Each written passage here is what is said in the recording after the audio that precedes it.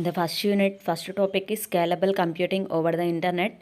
So under this we will discuss regarding the age of internet computing. So in this we will discuss how the internet have developed.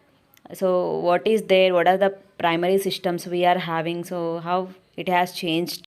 In this topic we are going to discuss about high performance computing, high throughput computing means HPC and HTC systems. Next some three new computing paradigms. Next computer paradigm in this diagram. So it is very important while they have asked for scalable computing over the internet. So HPC systems and HTC systems will be there. HPC means high performance computing systems. HTC means high throughput computing systems.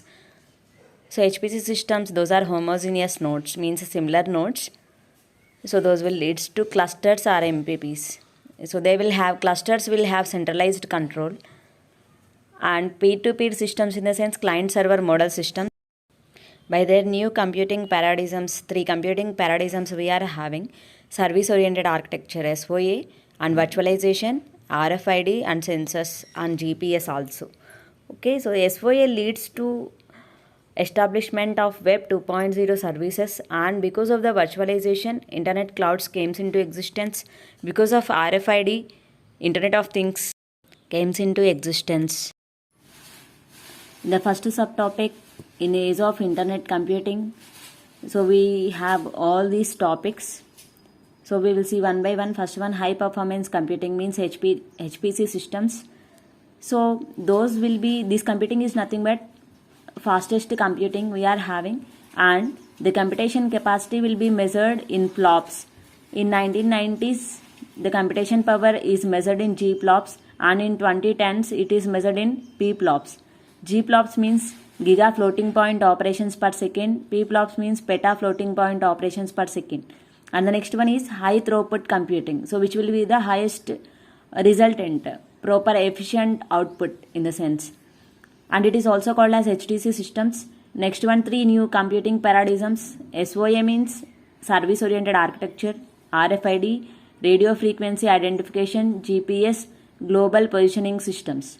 So next, computing paradigm distinctions. In this we are having four different type of computings: centralized computing, parallel computing, distributed computing and cloud computing.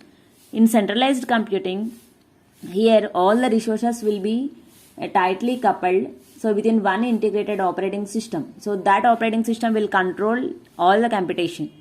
So next one, parallel computing. Here we will have different processors and the work will be assigned to the different process, and all those processors will be work parallelly and simultaneously to complete that task. That is nothing but parallel computing. Next one, distributed computing. In this, the system, the work will be divided to all the systems which are in the network, and all those systems will be work collectively to complete that work. So that is distributed computing. And finally the cloud computing. It can be either a centralized or distributed computing system. In cloud, especially in internet cloud, it will just allocate the resources to the clients based on the dynamic provisioning. This is regarding all four types of computings. Next, in the distributed system families, we are having all these characteristics: efficiency, dependability, adaptation in the programming model, flexibility in application deployment.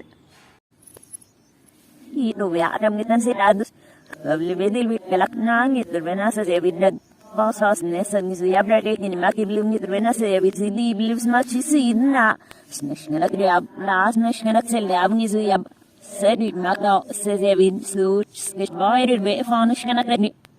The end of the Sophie to wear. Nah, he damn my day. Nyan for a year, there's a Nizzy deal stars. Smith for a scene of Rotterdam. Was not in Pelvedi Zonket, was lossy Zonket, not felt with liberty in ad Rome, that never me. Last no shake hugby, never. Nah, still on get the two lives and shake past him in a sleep, stiffness and this shake pa. He looks last no shake part defect. There was near that straight bad at those care straight by on getting a snare to settle the live on getting this ness and this never needed much. Sydney and the Smazera in not never needed Maglabalex. Scene of Sydney report and kissed. In GPU computing to exascale and beyond, in this especially we will discuss regarding GPU. GPU stands for graphical processing unit. Okay, so in this we will discuss how GPUs will work and GPU programming model also. Here if you have seen here, this is the diagram. So this is also having multiple processors. In GPU we are having multiple processors P1, P2 and Pn. In the same way we will have another unit also. Like that we will have different units.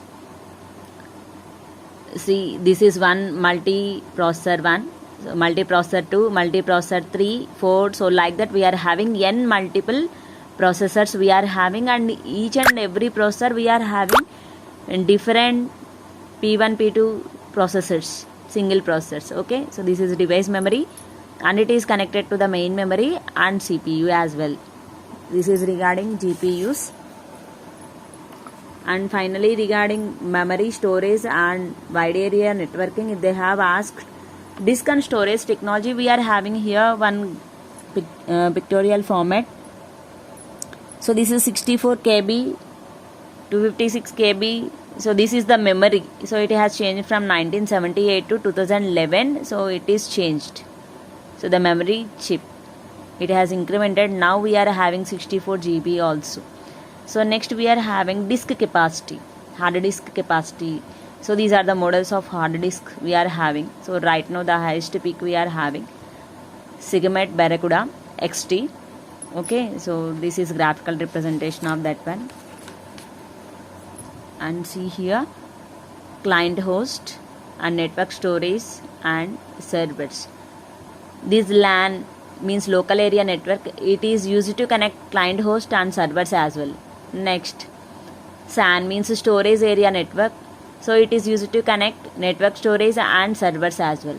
This NAS, it is used to connect client host and network storage. So this is one more diagram we need to draw. So next one, finally fourth one is virtual machines and virtualization middleware. So coming to the virtual machines, generally see each and every system it will be working on a single operating system at that time. So if you are running some applications, if you are trying to install some softwares, those will not be running on all the operating systems. For example, if you are having one software, it will be running on only Unix operating system, not in Windows. And some applications they will run on only Windows, not in Unix or Linux. So in such a cases, then in distributed systems, if they want to share the work, then it is very difficult to portability for that application from one operating system to another operating system. So that's why this virtualization it will work out and it will integrate as a single operating system, right? So that's why regardless of the operating system, any software and application it will be running on the system. We are having one more topic also, data center virtualization for cloud computing. So this is data center virtualization for cloud computing. The third topic of first unit is system models for distributed and cloud computing. So in this, clusters of cooperative computers, grid computing infrastructure, P2P network families, cloud computing over the internet. So these are the topic we are having. So first of all, this is the table. So I have explained this table on the board specifically each and every part. So here we are having some functionalities like architecture. 4 different type of computing systems we will compare here. Computer clusters, P2P networks, and data and communication grids and cloud platforms. Among these 4 systems, so here we are having the specifications and functionalities based on architecture and network connectivity and size, based on control and resource management and applications and network centric services. Representative operating system means examples for these 4 different systems, and these comparisons I think you will have it in your running notebook also. Please refer all of these. And next, in the clusters of cooperative computers, so definitely you need to draw this diagram, cluster architecture diagram, this one. Okay, so here S1, S2, Sn and S to the power Sn minus 1, all these are the servers here. Okay, so input output devices and disk arrays also we are having for storage purpose especially, and it is the internet, and the cluster will be connected to the internet by using the gateways. Okay, so this is cluster architecture. Simply here we can mention more information if you want. we can write down SSI, simple single system image, hardware, software and middleware supports, and major cluster design issue. This is important also, so they may ask this question. So next another topic is grid computing infrastructures. Here you need to write about the computational grids, and this is the grid architecture. Grid families in the sense different type of grids also. Okay, so this is the grid architecture diagram. So IP broadband network, by using this one all the desktop systems will be connected and some expensive equipment also. Okay, and some databases, and these resources will be used by different clouds in that global specific area through the internet. So it will be used by cameramans and systems and laptops and printers in different devices, different applications, and these resources will be used. And next one is peer-to-peer network families, and this may ask as a main question, peer-to-peer systems. So this is the peer-to-peer systems. It is a client server architecture. So in this network it don't have any dedicated connection in the sense, once the connection is done between the systems, and they will be grouped as one network only, and those systems will be permanent, that network connection will be permanent between the systems. But coming to the peer-to-peer system, that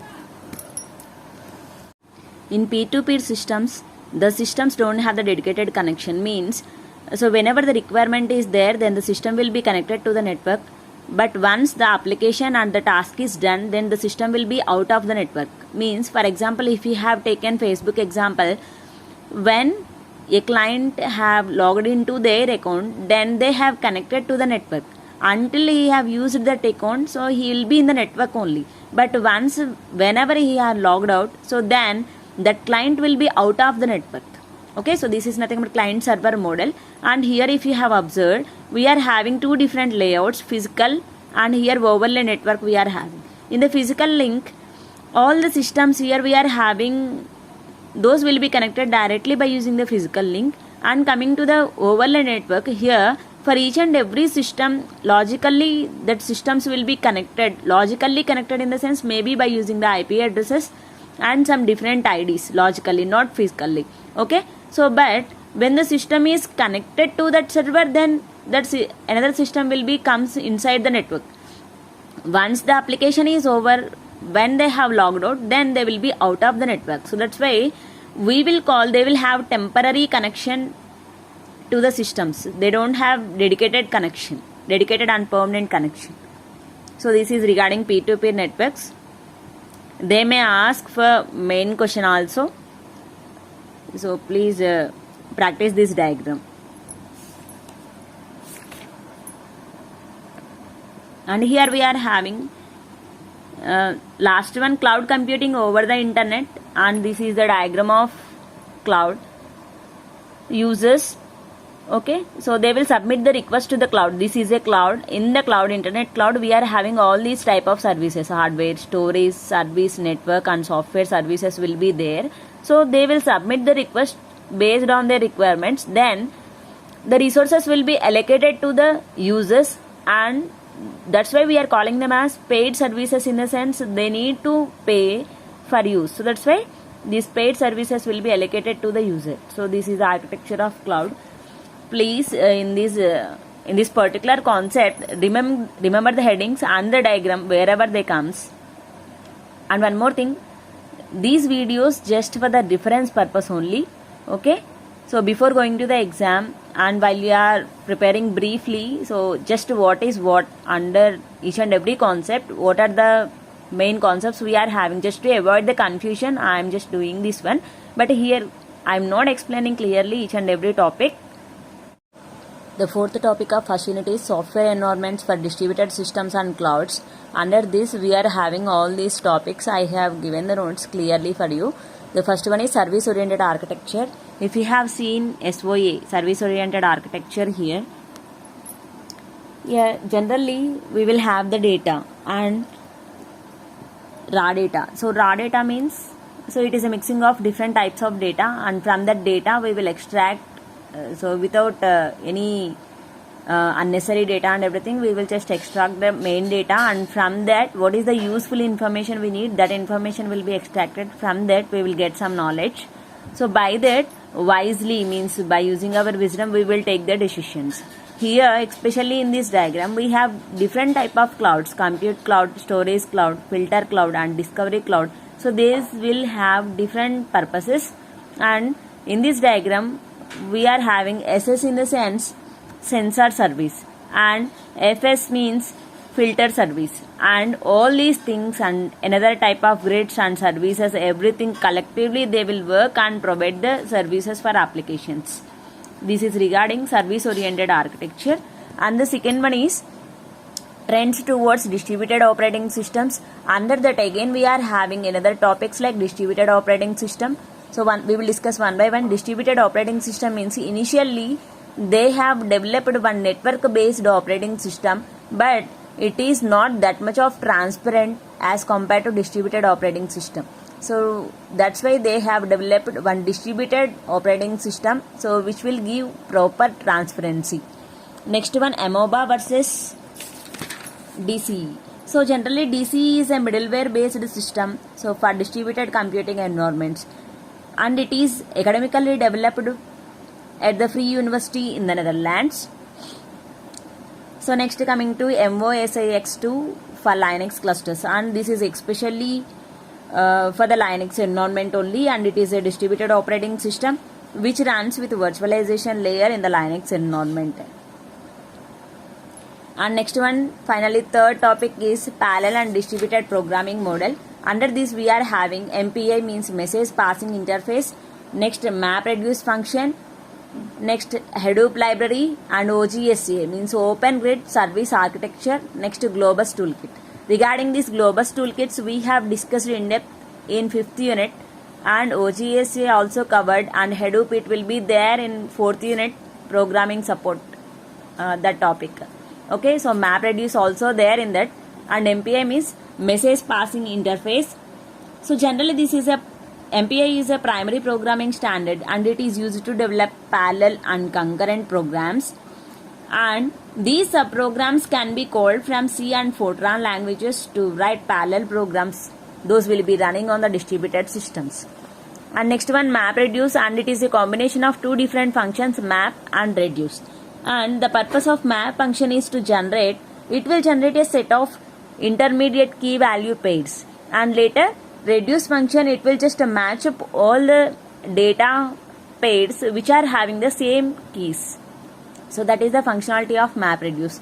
And finally Hadoop library, and it offers a software platform that is originally developed by Yahoo Group, and it enables the users to write and run applications over vast amounts of distributed data.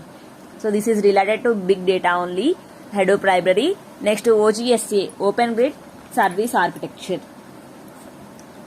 So the development of grid infrastructure is driven by large-scale distributed computing applications. So next one is Globus Toolkits. Regarding this one we have discussed in the 5th unit. The last topic in 1st unit is performance metrics and scalability analysis. So in performance metrics and scalability analysis, so we are having all the subtopics like size scalability, software scalability, application scalability, technology scalability, and in this we need to mention Amdahl's law also. Amdahl's law is nothing but here we are going to measure speed up. So the formula for this one is, here T means total execution time. T means total execution time. Here alpha means, for example, if we are having one particular task and it is considered as 1, then in this some fraction of the work is alpha, then the remaining work will be considered as 1 minus alpha, obviously based on the mathematics. So that's why some part of this work will be done by a single processor and remaining work will be done by multi-processors. Okay, so here that's why, so this alpha is a part which is executed with a single processor, so that's why the time taken for this one is T. So the total time taken to execute this process is alpha into T, plus the remaining application. The remaining task means 1 minus alpha, and the time taken for this one is t. Here we are just dividing by n in the sense number of processors. Since it is a time, if number of processors have increased, then the total time will be divided by n only, right? Okay, so like that it is. So finally in numerator and denominator we are having t as common, so that's why 1 by alpha plus 1 minus alpha into n. So this is speed up formula by using Amdahl's law. And next we are having Gustafson's law, and it is also same like that only, but and here we are having Gustafson's law. This is regarding the workload, and it is denoted with S bar is equals to W bar by W. Here same like this only, it is reverse. Here total execution time will be up in the numerator, here total workload will be in the down in the denominator.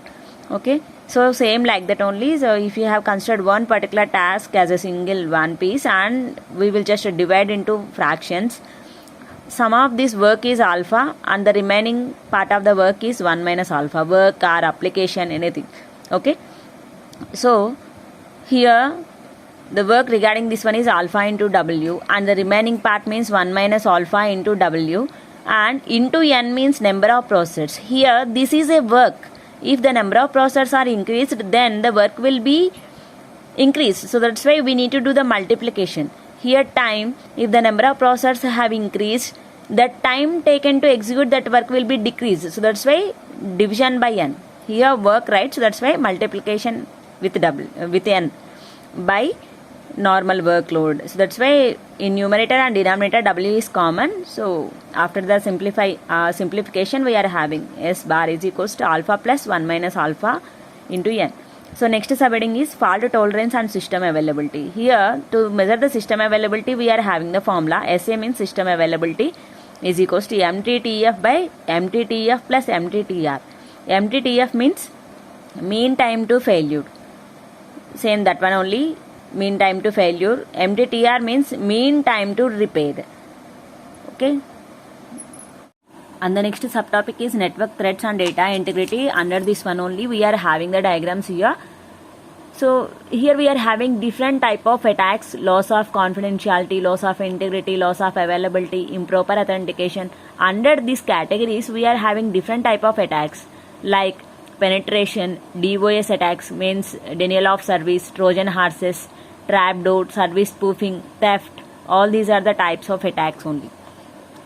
So next last subtopic is energy efficiency in distributed computing. Under this we are having this diagram. Okay, so here we are having different layers: application layer, middleware layer, resource layer, network layer. In these all the things which will be used for the network connection, we will have routers, switches, copper and fiber optics. Next, resource layer. In the resource layer we are having desktop, telescope, supercomputers, laptops, and what are the resources we are having here we are having. And in the network layer, so network connection devices, here main resources. And here in the middleware layer we will have different type of managers, resource broker, secure access, all these things. And finally application layer, the main applications by which will be benefited by using these resources will be there. Okay, this is regarding the last topic of first unit.